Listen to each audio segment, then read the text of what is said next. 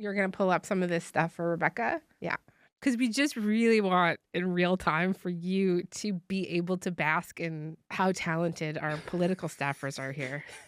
No, yeah, I cannot wait to see these hot, fresh Canadian memes. It's Rebecca, you will die. It's probably what you think it is. It's a bad time. It's not. It's a bad time. Yeah, I'm going to put in an FOI for that. Okay. All right. So today on the show, we have, as you might already be able to tell, two chronically online people. Author and host of CBC's Commotion, Elamine Abdel-Mahmoud is back, and Rebecca Jennings is a senior correspondent at Vox, covering internet culture. And we're going to talk about how, over the last few weeks, the U.S. election campaign has been awash in memes. Coconut memes, couch sex memes, weird memes, brat memes. Political memes are a double-edged sword that can energize or deal a huge blow to campaigns. So when do they work and why? When do they fall flat? And as you're going to see, this does seem to be a bit of a specialty for Canadian parties right now. And what is the risk of trying to manifest the internet into real life? All right, let's do it. All right, Elamine, Rebecca, it is great to have you both. Rebecca, let me start with you. Just give me a preview of what your feeds have looked like in recent weeks. How much Kamala is there? What kind of content is it? Yeah, you would not be surprised to know that much of my feed is extremely Kamala-pilled, extremely coconut maxing, very Kamala X, Charlie XCX's brat. You think you just fell out of a coconut tree? You exist in the context of all in which you live and what came before you. I'm just living that life on Dutch cult classic. This is pretty inescapable, especially in the last 2 weeks, as she has been our presumptive Democratic nominee. But it's actually been happening really since Biden's really terrible debate performance in the end of June, which is when we started to see these memes being like, what if you step down and what if we got Kamala as the nominee? How crazy would that be? And then when it actually happened, you obviously saw a ton more of the jokes and the discourse, and both earnestly and ironically people talking about this. I want to get into that with you more in just 1 minute. But first, guys, help me out here. Maybe, Elamine, you want to take this first. Is Kamala brat? Just explain that to me. Is she actually brat? Jamie, Kamala is a former district attorney turned attorney general turned senator turned vice president. No, she's not brat. There's nothing especially brat about Kamala at all. There's nothing that communicates that Kamala is even in the same universe as Charlie XCX's album, which has kind of defined the summer this summer. It's okay to just admit that you're jealous of me. Yeah, I heard you talk about me, just the word on the street. The idea of being brat is the idea of being messy and being carefree and struggling with a lot of decisions about, what it means to be like in your 30s. Yeah, it's 2 a.m. and she's out there in a sheer white dress, wearing last night's makeup, all coquettish in the pictures with the flash on. Worships Lana Del Rey in her AirPods. Yeah, she's in. And a lot of people have adopted it as like, this is what it means.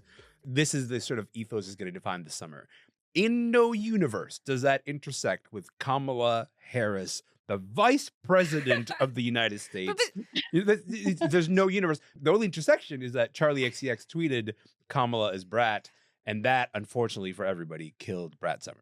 Did it kill Brat Summer? It feels like it's also resonating with a lot of people. Why? So Jover, bro. It's not. It is. I mean, I think the idea of Charlie XCX weighing in on this discourse by saying Kamala's brat, it was funny, and then everyone took it and then ran with it, and now I'm sad. So to me, it kind of feels like Brat Summer ended been ruined on that day that Charlie tweeted that. Yes. I actually have to say I made one of the biggest factual errors that I have made recently in this podcast when I said that Charlie XCX endorsed Kamala, and that actually went to air, and I'm embarrassed. Oh, no. Well, that's okay. I'm embarrassed. We're fixing it today. Rebecca, let us get back to what you were talking about earlier. It wasn't that long ago that some progressives were calling Kamala Cop Mala, right? Because of her record on crime. And just talk to me a bit more about what has changed in this moment that's been overtaken with people circulating edits of Kamala dancing over Chapel Roan songs or even changing the words to be about her, right? Hit it like rum pum pum, get it hot like Papa John, make a bitch go on and on. It's a feminine phenomenon. Hit it right like rum pum, make it hot like Papa John, make a bitch go on and on. It's a Kamala phenomenon. Yeah, and I think there's a lot of talk about the vibe shift within the Democratic Party, and most of the time they're talking about how once Biden dropped out, there was like a really like this big surge in like hope and excitement and like fun for the first time since like literally 2008. Like, but I also think there's been a huge vibe shift even from the 2016 election, when I think a lot of the memes and internet chatter was sort of just like, well, Hillary's kind of like lame, but she's a shoo-in to be our first female president, and it was also like very much during the girl boss era where, you know, the fact that we were going to have our first woman president was really exciting because it just felt like, well, it's her turn. And everything felt a lot more earnest back then. I'm just chilling in Cedar Rapids. And I think like since the Trump era, there's just been a complete shift in like nihilism kind of among the Democratic Party where it's like, well, we're never going to get out of this. Like it's so over basically. And the idea that like for once the Democrats actually like did something about their, you know, very problematic candidate and handed it to someone who is, you know, more exciting to people, like can form a sentence. Like these are shifts that no Democrat actually expected to happen. And so the fact that that was possible is just like, well, that's so much more exciting than, you know, Kamala's more complicated legacy on criminal justice, where it's like, we have a little bit of something to be excited about. And that's worth not necessarily celebrating, but like at least acknowledging and knowing that, you know, this is not a perfect candidate, but also like, these are our options and, you know, let's go with it. And to slightly rebut Elamene's Brat Summer being over. This is where I was going to go. Yeah. I think we're in like a post-Brat era, which is still kind of Brat because Brat is, you know, very ironic and yet, like we said, like messy and doesn't really make a ton of sense. And I think like you can be Brat and still be problematic, and it can still be Brat Summer, even though everyone's kind of over it. Like that kind of makes it funnier. And I've really enjoyed everyone on my timeline being like, oh my God, stop. And I'm like, you're kind of making this funny to me. Like, I'm like, now I just like want to keep it going in spite. And it's like, yeah, like people will do Brat memes, like knowing that it's sort of like, okay, well now that it's being talked about on CNN, like no one gives a shit. And everyone's like, it's so anymore, obviously right? lame. It's so not cool. Look, I had to look this person up today. There's this person named Charlie. She's got a lot of music online. She called it Brat Summer, which means like you're messy and bold. What is this Brat Summer? Because I thought he was calling her a brat, but it's not that Kamala Harris is a brat. She is Brat. But the songs still bang and like it's still fun. So like whatever, like, you know. Rebecca, do you want Kamala to do the Apple dance? Is that what you're telling me? Because the day that happens, I think we're cooked. That would be bad, right? Like if she like showed up at the DNC next month with like a giant coconut tree behind her, like that would not be good, right? Well, here's the thing: is like it's both effective and not effective. So the thing about memes is that like they are a visual language that is recognizable for a lot of people. A lot of people sort of speak the language of all of these memes. Like the idea that Kamala's Brat situates it in a universe that, like, if you're even a little bit online, you're quite familiar with. That's useful because then you don't have to define Kamala with her record. You don't have to think about, you know, what she's done as attorney general. You don't have to think about what she's done as district attorney. You can just kind of focus on the idea that she is the moment, to quote Wendy Williams. I feel like to me, the reason this works is because they don't really acknowledge the memes themselves. Like Kamala herself doesn't necessarily acknowledge the memes in that way. She doesn't directly play, you know, into them. I feel like the moment that she does, it becomes like strategy with cringy, and also like capital S strategy. And then suddenly I think you might have lost some people.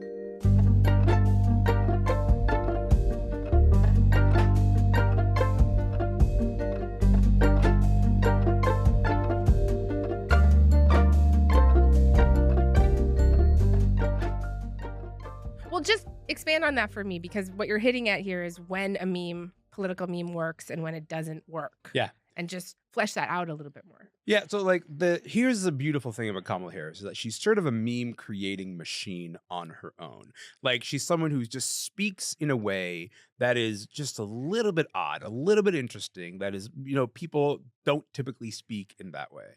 And so when she is on the phone and she says, "We did it, Joe," The best. that, right, after receiving like the information that she and Joe Biden have been elected, it becomes a meme because she did it in this like odd voice that you don't really hear people speaking in. We did it, Joe. You're gonna be the next president of the United States.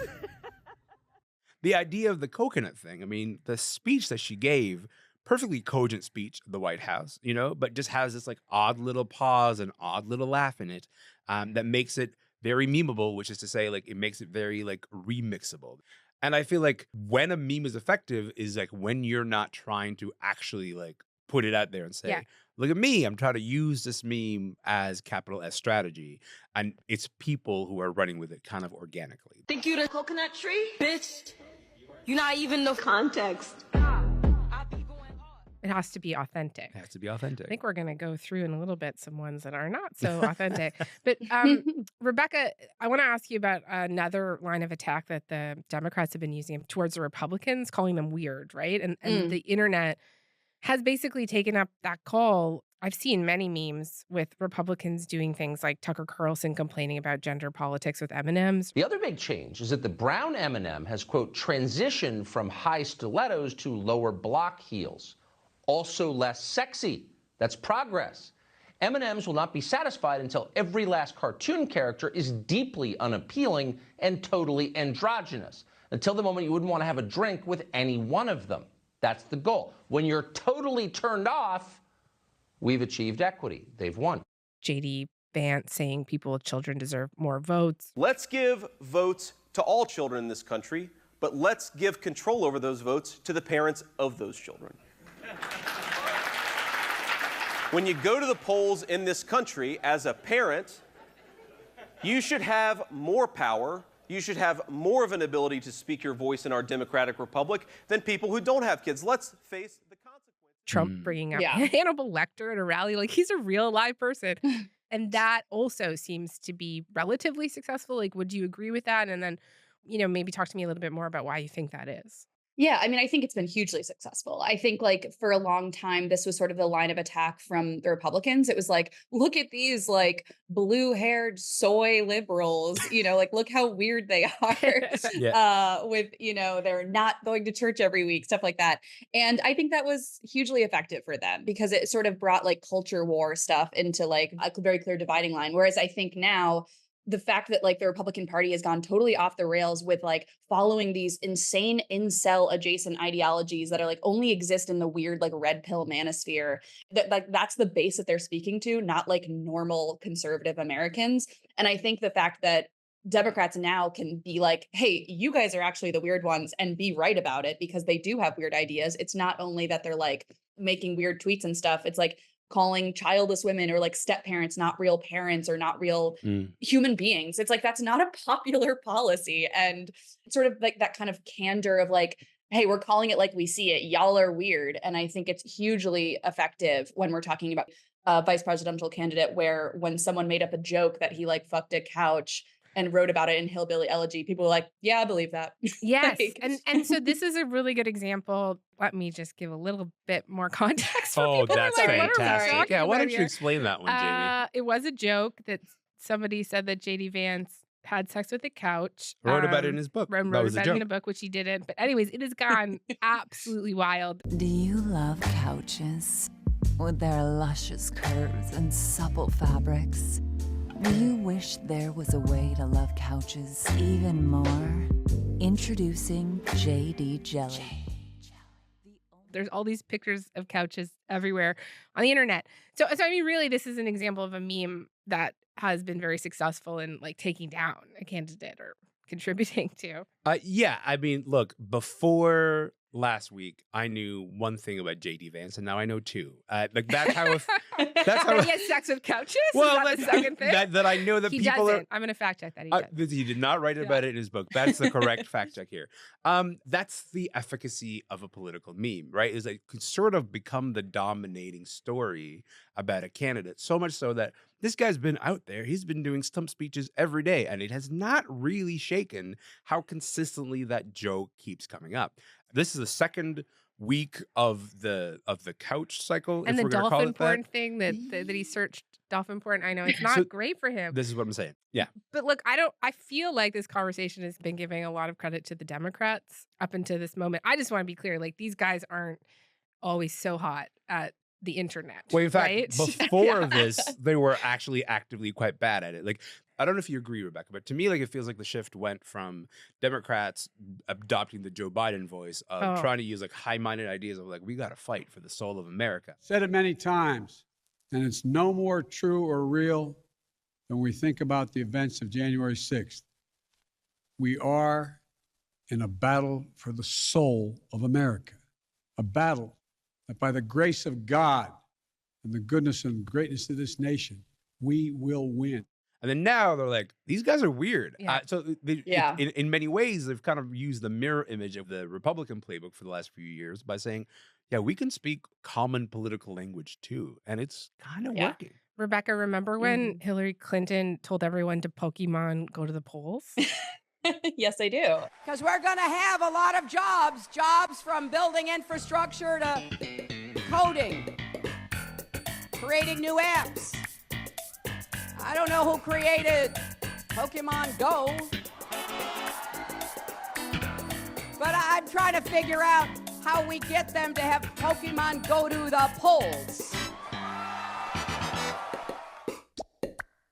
Just feel like I want to get that in there. Oof. That did not work. That's a really good example of someone whose persona does not match like the vibe of the internet. And I think because Hillary and Biden, they're both like extremely not online people and have been in this system for just so long. And then you have someone who, by contrast, is like your fun aunt that you want to have 6 margaritas with. Like, and I think it's been smart that they haven't like, you know, she's not going on CNN doing like referencing Charlie XCX. Like I think it says a lot that her ad was with Beyonce, not with like Chappell Roan or like Charlie XCX or something.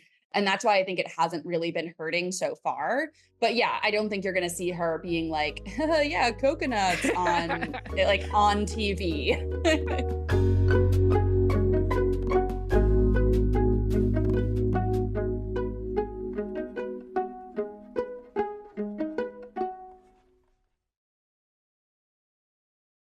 I want to do a bit of a segue here and talk a little bit about Canadian politics and how political memes are used here. Are you sure you want to do that, Jamie? I do. Okay, I let's do. do it. Let's do it. Rebecca, our producer Derek is going to send you a meme that was released this week, I think on the Twitter account of our environment minister, Stephen Guilbeault. And you haven't seen it yet. Just oh boy, tell me how you feel. Wait, there's no sound? I don't think there's sound. No, there's no sound. Oh, that's so lame. Okay, they can't even like make a real video. God, no, this sucks. This sucks. This has nothing to do with Brat. Just describe for me what's going on for people that have not seen this. So, like, we're seeing basically like the Brat album cover, lime green, has Brat in the middle, and then it says summer.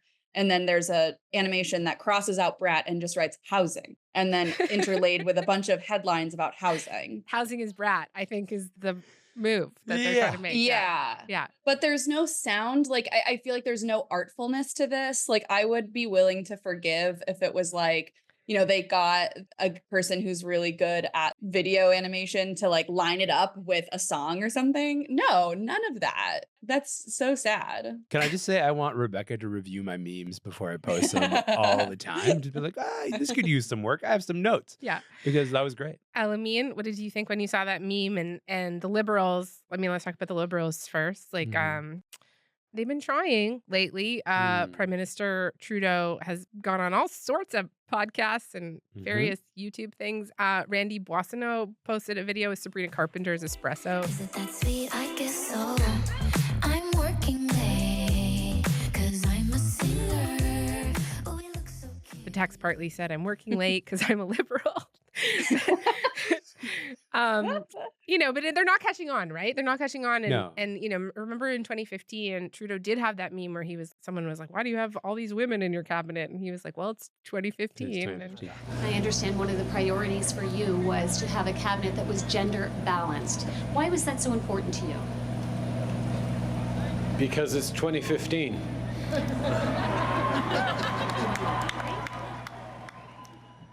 So what are they trying to do here? Why is it not working? Honestly, when I see the housing is brat, I see an imperfect understanding of memes. Not even imperfect. I see a bad understanding of memes, which is to say that like you think that you can sort of see something that people are talking about or excited about or sharing a lot. And just by simply sort of adding your own agenda to it, that automatically makes it a meme. That's not how memes work. Like the idea is you are remixing something that is already kind of out in the ether, but adding some kind of personal value to it. And so I'm working late because I'm a liberal is just not going to do it. Like that's just great song. Love Espresso. But I think like no one is having fun when you do that. Like not the person who created it, not the person who is consuming it. That is a fundamental misunderstanding of what memes are. By contrast, because it's 2015 thing, that was a perfectly organic moment, right? Mm-hmm. Like it was like, it sort of felt organic to who Trudeau is to respond in that way when being posed by that question. And then people organically started sharing it. And then it was later that the party was like, yeah, we'll also share it in the same way. And that was, by the way, after they won the election. That was him sort of introducing his cabinet. And so there's something to be said about not understanding where the organic energy is and actually using it. And like, that's what I see when I see that. There is a lot of that in Canadian politics, particularly, is that like, I think our politics is a little bit behind when it comes to how we use memes. We're not very good at creating our own memes in those moments. And we kind of seem to misunderstand what a meme is, to be honest with you. I will have to say, and I would be interested to know if you agree with me here, that of all of our political parties, yeah, I find that the conservatives seem to be trying to create these moments that are organic more, or do maybe a better job. Like I'm thinking about Polyev, how he's often saying that like Trudeau is wacko or that wacko stuff. Like I'm not necessarily saying it's working or not working, but they seem to be like a little bit more plugged in terms of how to speak to that audience, right? You're perfectly correct when you say that. I think the conservatives are very effective at that because I think they fundamentally understand who they are speaking to and they live on the same internet that they do. And that is like 80% of anything that spreads through meme is like understanding the person that you're trying to, sort of communicate to, because you're trying to say, hey, you and me, we share a universe here. That's why this image is going to make sense to you. Yeah. And you're like tapping into that kind of rage or like the subversiveness as opposed to being like, everything is so great. Look at how happy we are. I think that's also part of it too. Yeah. Housing is not brat, Jamie. Yeah. Like that doesn't make any sense at all. Whereas it also doesn't make sense. It doesn't make any sense at all. Whereas a conservative meme is going to be a bit more effective. Yeah.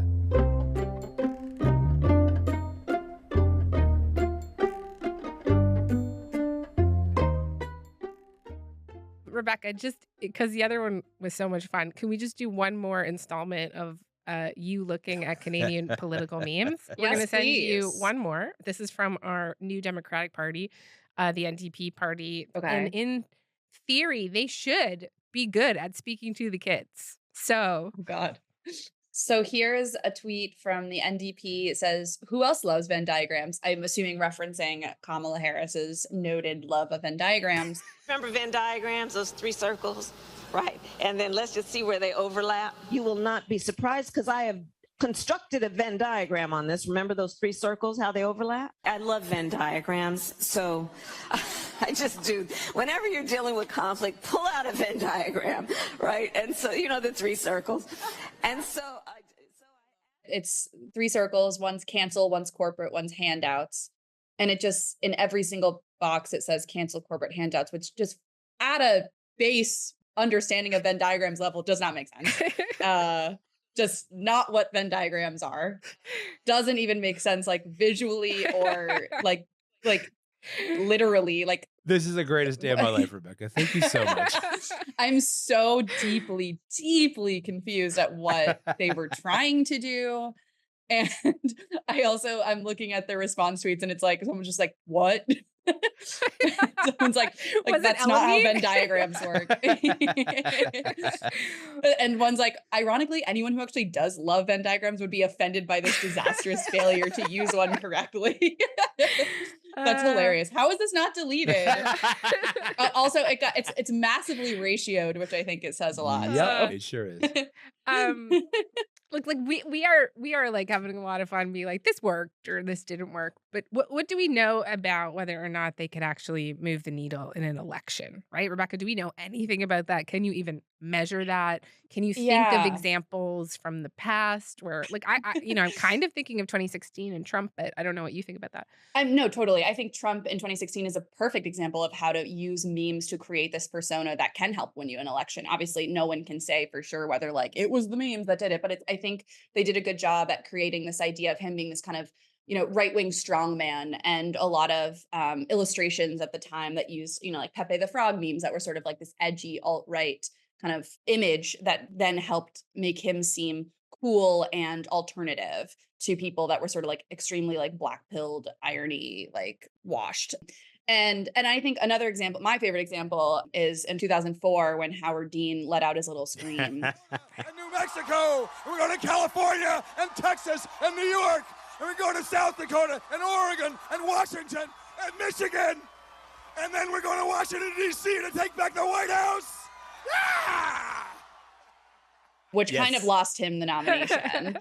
Some say. As a Vermonter, that's always my favorite example. But Rebecca, if Howard Dean did the scream now, he'd win 50 states. You think? He'd win totally. every single one. Because, again, it sort of becomes like, it has the potential to define you as a candidate. And I think, in a way, there's like, at least I remember who that person is. And in this media environment, it would go much further than it did back in 2004. Well, yeah, you would see a lot of tweets being like, I need to queen out with this bitch. Like, I mean, what does that tell you, though, about our modern politics today? I'm kind of bummed out that you just said that. I feel like that depressed me a little. No, I don't think it should bum you out. But you know what? Like, I'm not going to say anything that has not been said by Neil Postman, and Marshall McLuhan. Like, there is something to be said about Marshall McLuhan over here. Yeah, we're going to do it, Maddie. We're going to do it. Which is to say that, like, the way that a medium changes has nothing to do with the stuff that we put in it. It has everything to do with our expectations and how it changes our expectations suddenly. So our expectations of a politician changed when we got television, and they changed again when we got social media. And they're changing again now when you sort of see the way that people receive a politician through memes.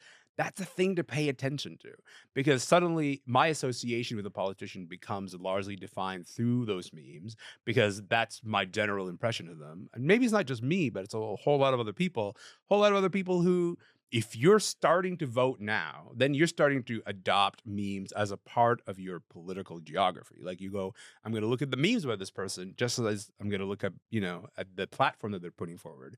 And so it's not a thing to ignore. I think it's like a thing to incorporate into a politician's identity and ideas. Like, this is also now an arena you're going to have to play into. Again, take it up with Marshall McLuhan, my dude. That was not me. The meme is the message. The meme is the message. I was trying not to say it, but I'm glad you said it. We're not that cool. So, yeah, Derek and I will say it. Okay, final thoughts.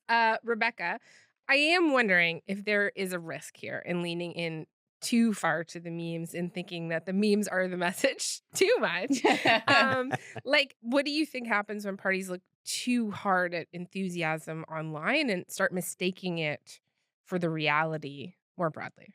Yeah, I don't think any one person can get a super tight grasp on the internet. Like, once you try to do that, your fans will like turn on you immediately because it just comes off as like weird and try hard.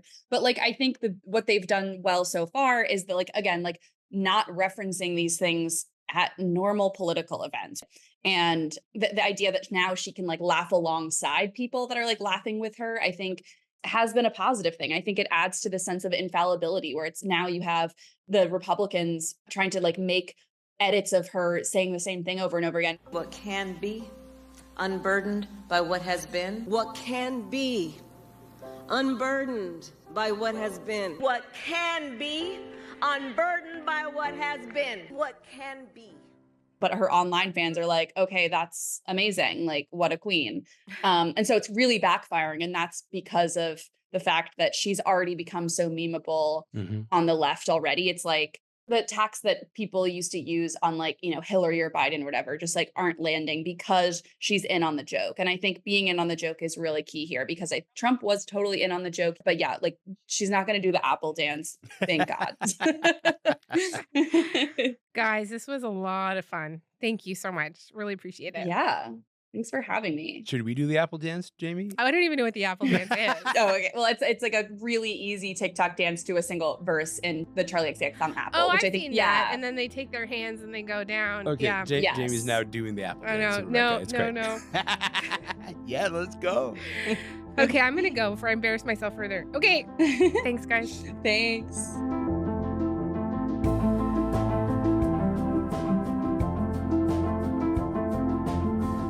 Okay, that is all for this week. Front Burner was produced by Derek Vanderwyk, Joytha Sengupta, Matt Muse, Ali Janes, and Zoe Pearson. Sound design was by Mackenzie Cameron and Marco Luciano. Music is by Joseph Shabison. Our executive producer is Nick McCabe-Locos. I'm Jamie Poisson. Thanks so much for listening. We'll talk to you next week.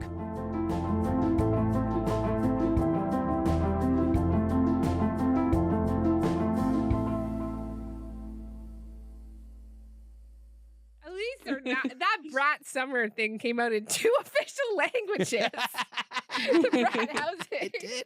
He posted it in French. He posted it in French first. It's so bad.